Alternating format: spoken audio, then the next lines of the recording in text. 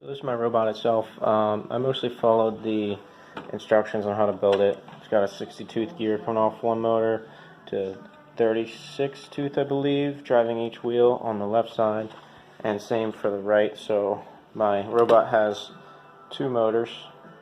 And then I did a little bit different for mounting the PLC, or mounting the Mega itself. I used two brackets here to hold them up, and then just tied the battery down. And I have all my wiring in between the motors and the Mega to keep it neat. So some of the difficulties I had mainly was the turning radius, trying to figure out to get it to turn exactly 90 degrees. It kept changing, but eventually I got it. Finding the right number, just selecting the code. And then another is turning itself. I had trouble at first just figuring out how to turn left and right, because I didn't realize that my motors were facing the other way, and I couldn't figure it out for a while in the code, and I eventually just flipped the polarity of one of the motors and it turned the way it needed to. And that's most of the problems I had just for the robot itself.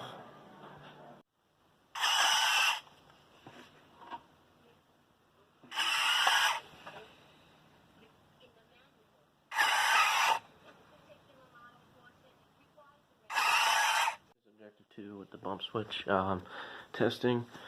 So I have a start button. I have my bump switch actually the same as my start button. So when I press this, I have a 5-second delay, and then it'll start to go forward, press the wall, back up a little bit, turn, and then hit another wall, back up, turn.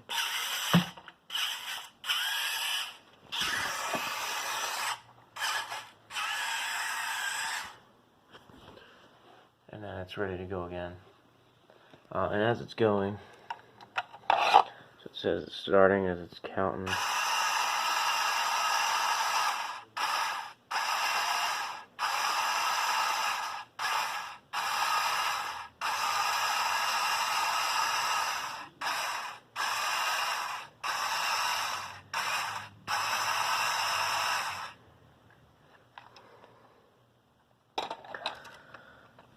So that's objective 2. I'm going to go for objective 3. If I can't get it, I'm going to put this in the maze and see how it does. That's it so far.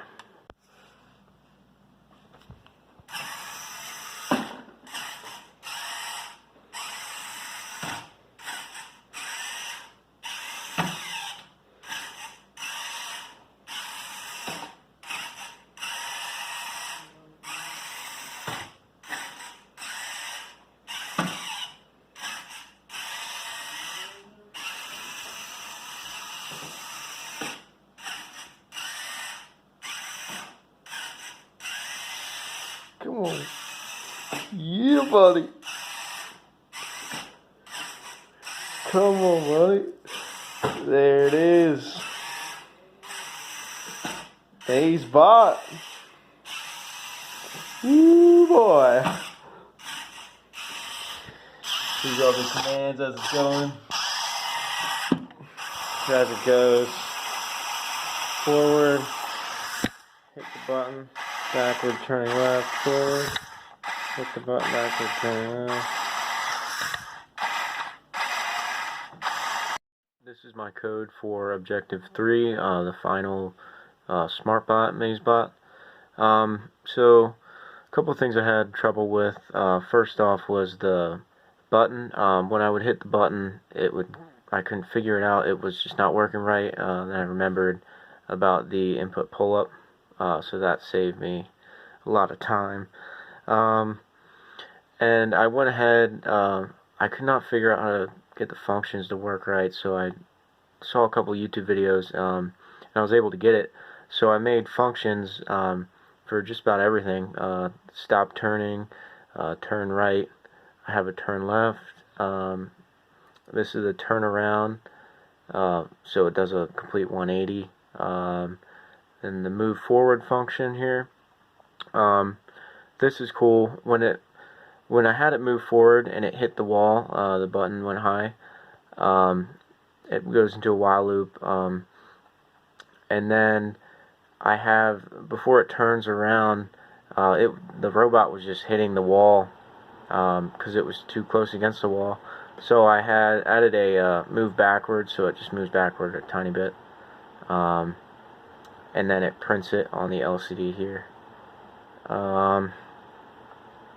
And for the turning, I added a slight delay here because I couldn't figure out, the turning was acting really weird, so I ended up, and it dialed everything in. And this is my 90-degree turn here, this is just for the left. I was able to dial in this number. This took a lot of tweaking to get it to do exactly 90 degrees, but once I found the right numbers, it worked. And yeah, that's the main things I had trouble with. And everything is commented for the most part that needs to be explained. But yeah, and for the LCD, for printing stuff on the LCD, I totally forgot how to do that, so I had to go back and look at my old code for some of the previous labs, and I was able to copy some of that and transfer it over here and just tweak it a little bit. So